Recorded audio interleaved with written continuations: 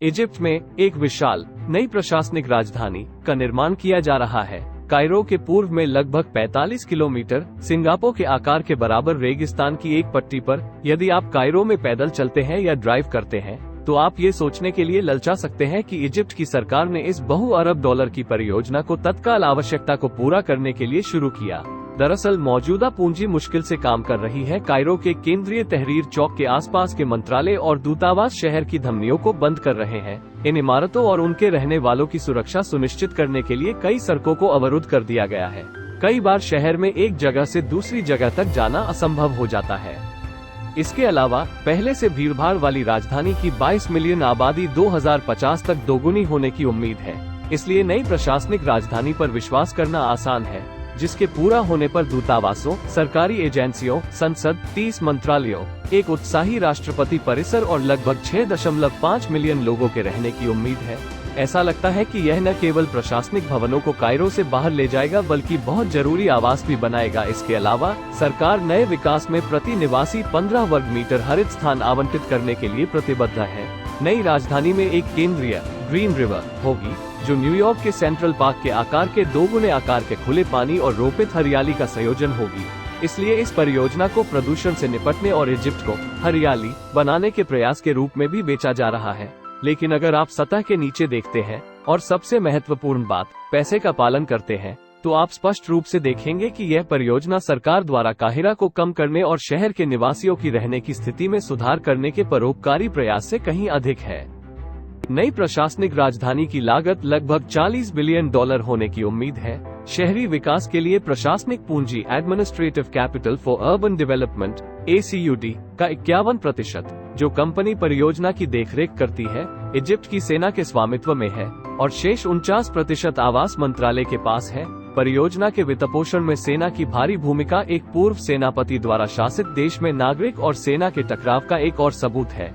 वर्तमान राष्ट्रपति Abdel Fattah al CC एक तख्तापलट से सत्ता में आया था जिसने इजिप्ट के पहले democratically elected president Mohamed Morsi को मिलिट्री कू से अपने पोजीशन से हटाया और सेना न केवल परियोजना के लिए भुगतान कर रही है, इस महत्वाकांक्षी प्रयास से इसे भारी वित्तीय लाभ भी मिलेगा। ACUD, जिसमें सेना की बहुमत हिस्सेदारी है, नई राजधानी में आवास इकाइयों को बेचने का प्रभारी है। इसके अलावा कंपनी कायरो में उन इमारतों को बेचने या संचालित करने के लिए भी जिम्मेदार है जो एजेंसियों, मंत्रालयों और दूतावासों के अपने नए स्थानों पर चले जाने के बाद खाली हो जाएंगी। इनमें से कुछ इमारतें काहिरा के बिल्कुल बीच में हैं, जहां से तहरीर चौक दिखाई देता है और इनका महत्वपूर्ण मूल्य है। इसका मतलब है कि नई राजधानी के पूरा होते ही सेना को भारी वित्तीय लाभ मिलेगा। इसके अलावा इन लाभों का एक नागरिक प्राधिकरण द्वारा निरीक्षण नहीं किया जाएगा, क्योंकि सेना के वित्त पर सरकार की बहुत कम निगरानी है। निर्माण का प्रयास अपने आप में एक बड़ा आर्थिक अवसर है। एक नया शहर बनाने के लिए आपको न केवल धन बल्कि सीमेंट, ईंटें, बिजली के उपकरण, बधाईगिरी, सुरक्षा उपकरण और सबसे महत्वपूर्ण जनशक्ति की भी आवश्यकता होती है। इस प्रकार ये परियोजना बहुत जरूरी नौकरियां सृजित करने और निर्माण जैसे मिस्र के प्रमुख उद्योगों को फिर से जीवंत करने का एक अवसर है।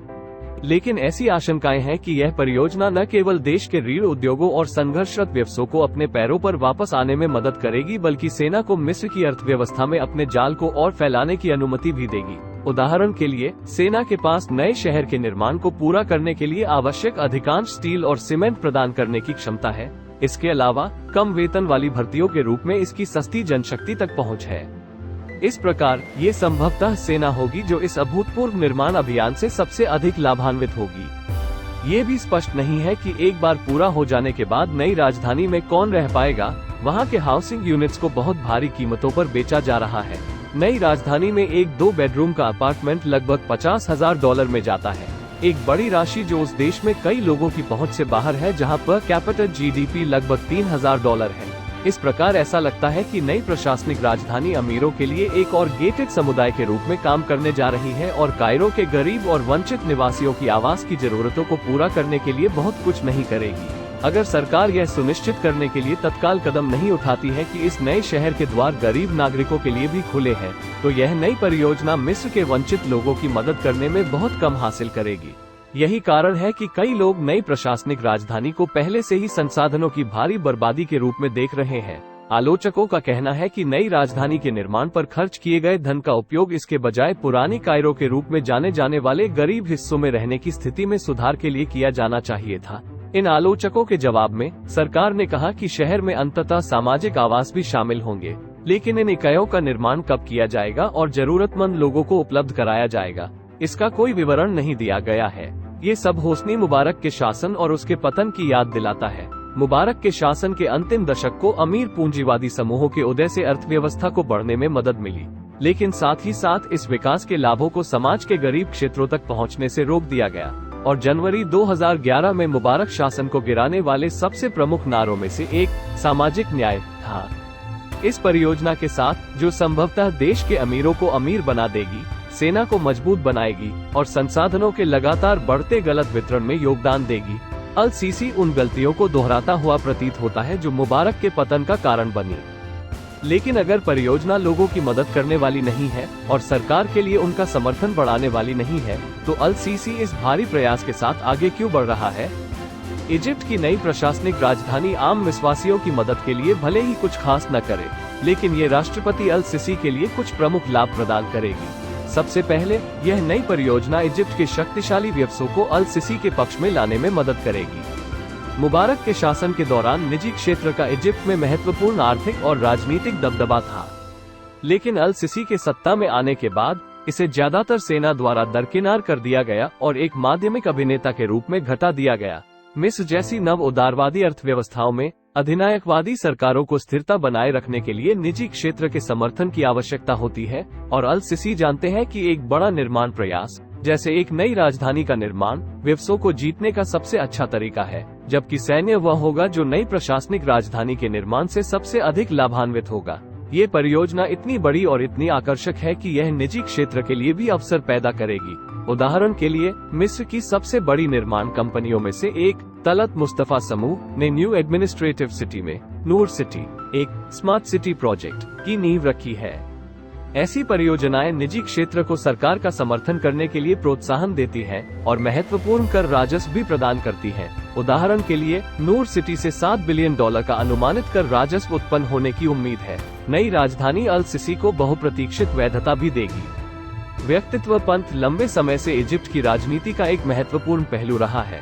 वर्षों से मिस्र के शासकों ने बार बार शहरों, इमारतों, सड़कों और पुलों का नाम अपने नाम पर रखने के द्वारा अपने अधिकार की वैधता को प्रदर्शित करने का प्रयास किया है। मिस्र के पूर्व नेता अनवर सादात के नाम पर एक शहर है और दर्जनों पुल और सड़कें पूर्व राष्ट्रपति होस्नी मुबारक के नाम पर है, जबकि नई प्रशासनिक राजधानी का नाम अल सीसी के नाम पर नहीं रखा गया है। यह उनकी प्रमुख परियोजना और विरासत है। शहर में उनकी नियमित यात्राओं को राज्य नियंत्रित मीडिया द्वारा जुनूनी रूप से कवर किया जा रहा है। अल सीसी के बारे में सोचे बिना नए शहर के बारे में सोचना असंभव है। नई प्रशासनिक राजधानी में मुख्य मस्जिद को अल फतह अल अलीम कहा जाता है, जो भगवान के दो नाम है, लेकिन कुछ उन्हें राष्ट्रपति के संदर्भ के रूप में लेते हैं, जिनका पहला नाम अब्देल फतह है। अंत में, और शायद सबसे महत्वपूर्ण बात यह है कि नई परियोजना अल सीसी को अपने शासन के खिलाफ किसी भी भविष्य के विद्रोह को नियंत्रित करने और अपनी शक्ति को मजबूत करने में मदद करेगी। 2011 में मिस्र में हम सभी के लिए ये स्पष्ट था कि मुबारक ने रणनीतिक तहरीर स्क्वायर पर नियंत्रण खोते ही सत्ता खो दी। प्रदर्शनकारियों ने 28 जनवरी 2011 को चौक पर कब्जा कर लिया और तहरीर गणराज्य का निर्माण किया। उन्होंने एक प्रतीकात्मक कैबिनेट में मंत्रियों को नियुक्त किया, अपने स्वयं के सुरक्षा तंत्र का निर्माण किया और चौक की ओर मुख किए सत्तारूढ़ राष्ट्रीय जनतांत्रिक पार्टी के मुख्यालय को जला दिया। अचानक मुबारक शासन की कोई वैधता नहीं थी और जून 2012 में अपने चुनाव के दिन मुर्सी तहरीर चौक गए, भीड़ का अभिवादन किया और अपनी जैकेट के बटन खोल दिए, लोगों को दिखाते हुए कि उन्होंने बुलेट प्रूफ जैकेट नहीं पहनी थी और उनके प्रतिनिधि के रूप में उनसे डरते नहीं थे। वो तहरीर चौक और इसलिए मिस्र पर नियंत्रण रखता था। कुछ ही महीनों के बाद मुर्सी के विरोधियों ने पहले उनके सत्ता से हटाए जाने की मांग करने और फिर जश्न मनाने के लिए उसी चौक को भर दिया। इस सब के माध्यम से अल सीसी निस्संदेह ध्यान दे रहा था और यह जान गया था कि तहरीर स्क्वायर मिस्र में सत्ता हासिल करने और उसे बनाए रखने की कुंजी है। इसलिए सत्ता संभालने के बाद उन्होंने तुरंत उस अखाड़े के रूप में अपनी स्थिति के वर्ग को छीनने की दिशा में काम करना शुरू कर दिया, जहां मिस्र के शासन की वैधता तय की जाती है। अब लोगों के लिए तहरीर चौक पर कब्जा करना और अल सीसी के शासन की वैधता को चुनौती देना असंभव है। उनकी सरकार ने ये सुनिश्चित करने के लिए फेरोनिक स्मारकों और निजी सुरक्षा गार्डों के साथ जगह बनाई कि इसे सरकार विरोधी प्रदर्शनकारियों से नहीं भरा जा सकता है। अब वर्ग के महत्व को और कम करने के लिए वह देश के गुरुत्वाकर्षण के केंद्र, इसके प्रमुख संस्थानों और सत्ता की सीटों को लगभग 45 किलोमीटर दूर एक गढ़वाले कृत्रिम रेगिस्तान नखलिस्तान में ले जा रहा है।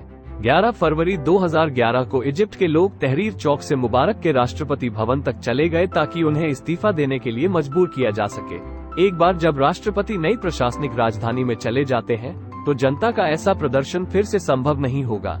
राज्य ने पहले ही पुष्टि कर दी है कि नई राजधानी अत्याधुनिक इलेक्ट्रॉनिक निगरानी प्रणालियों के साथ अच्छी तरह से सुरक्षित होगी और इससे भी महत्वपूर्ण बात यह है कि यह तहरीर चौक और किसी भी अन्य सार्वजनिक क्षेत्र से मीलों दूर होगा जहां इजिप्ट के लोग अपने ऊपर शासन करने वालों के खिलाफ अपनी शिकायतों को आवाज देने के लिए एक साथ आ सकते हैं। संक्षेप में, नई प्रशासनिक राजधानी सेना और सरकार को अपनी शक्ति को मजबूत करने में मदद करेगी। यह निजी क्षेत्र को पैसा बनाने और सरकार के साथ अपने संबंधों और वफादारी को मजबूत करने में मदद करेगा। यह अल सिसी को अपने शासन को वैधता देने और विरासत बनाने की अनुमति देगा। लेकिन इन दावों पर सरकार की प्रतिक्रिया भी सच है।